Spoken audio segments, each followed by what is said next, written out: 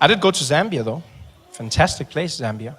Went there, visited the place, had a good time. While I was there, I had a chaperone who really made my trip. His name was Ali Nani, a sweet guy. And his job was to get me accustomed to the Zambian culture, you know. And every day he would give me a new piece of information, some more interesting than others. Like one day he looks at me and he goes, Trevor, you know Zambia is a very, very conservative nation, huh? I said, oh, okay, Ali. He says, yeah. So please, stay away from profanity. I said, oh, okay, I can do that, you know. And I assumed he meant swearing, right? But I didn't say anything because I wasn't sure if he meant a person or swearing. I wasn't like, no, because in Zambia, people have names like profanity. So that's how I laughed when I met Screwdriver, eh? That's the same way I laughed. Yeah, because you see, in South Africa, we have African names you can translate, like happiness, blessing, hope, those kinds of names, right? But then in Zambia, people give their names, like their children, they give their children names of everyday English words, anything. So like table, chair, car, house. Yeah, you see like this, you just have to get used to it. It's very hard, but you have to keep a straight face. Which was difficult because I met a mechanic who had sons named Brake and Clutch. And that was not, especially when Brake was running around causing chaos. And his dad was there like, stop it, Brake, stop it, Brake, stop it, Brake. And I was like, hey, stop it, Brake. But you have to get used to it. It's a cultural thing, and so you have to respect it. The highlights of my trip came when on my day off, I asked Ali for suggestions. Ali said to me, maybe you should drive around Lusaka, meet some of the people, you know, just have a good time. I said, Ali, I want to do something special. He said, okay, well, in that case, maybe you can go to the mall. And if you are lucky, maybe you can ride the escalators, huh?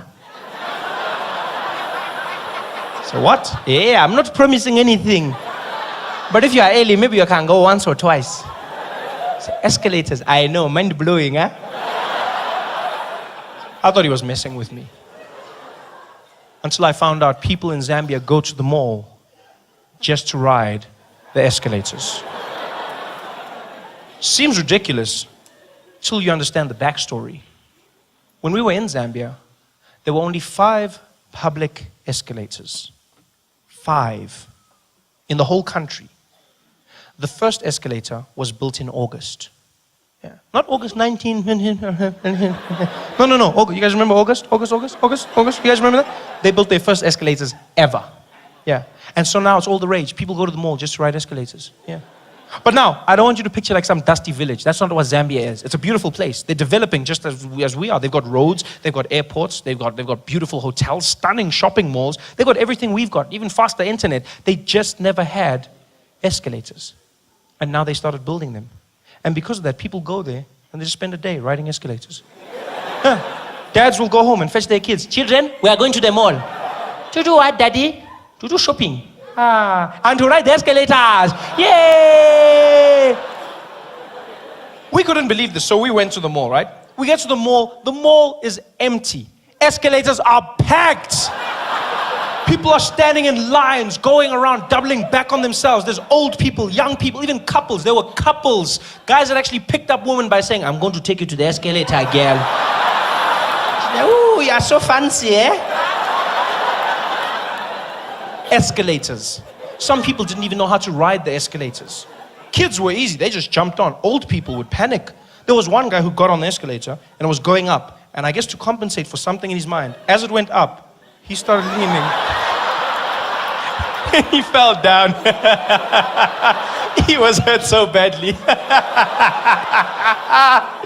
Oh, it was fantastic to watch. We spent like 3 hours doing this, just watching people riding escalators. And you know what? Our patience paid off. Because in hour 3, the most fantastic thing happened.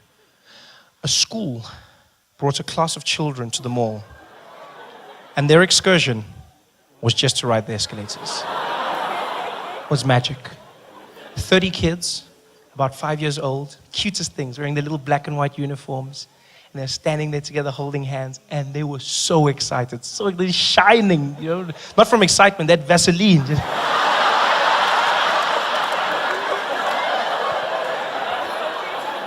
And there's 2 teachers with the children, and they grab their hands on either end, and in a long train, they start to march through the mall. And as they do, they start singing at the top of their lungs like little angels. Escalator, escalator, escalator. Oh, escalator, escalator. And it was the sweetest thing ever. People are waving at them, smiling. And these kids see the escalators and they lost their minds. These kids went crazy. They're not holding hands. They start screaming and running around. It looked like a zombie movie or something. This is like they're jumping, but then you see the smiles on their faces. It looks like the end of Sarafina. You're like, what the hell's going on here? These kids are screaming and having the time. They're jumping around, doing cartwheels. The teacher can't control them. She's panicking like, hey, get back. 2 by 2, 2 by 2. 2 by 2 was one of the kids. I didn't know. She was like, 2 by 2, next to me, single file. Other kids are still jumping. She can't control them. There was one fat kid. He couldn't jump, so he just shook himself. Escalator.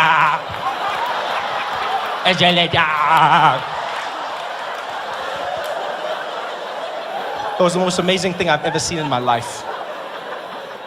It's like I had gone in a time machine to a time when escalators were new, brand new and popular.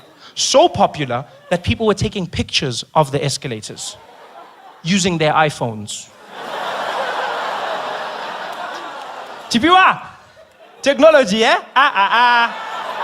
Who even thinks of these things, eh? Can you imagine? Hey, we are in the future now, man. Mechanical moving stairs, what are we going to see next? I don't even know. I wonder how it works, eh? Let me just check there. Siri, how does an escalator work?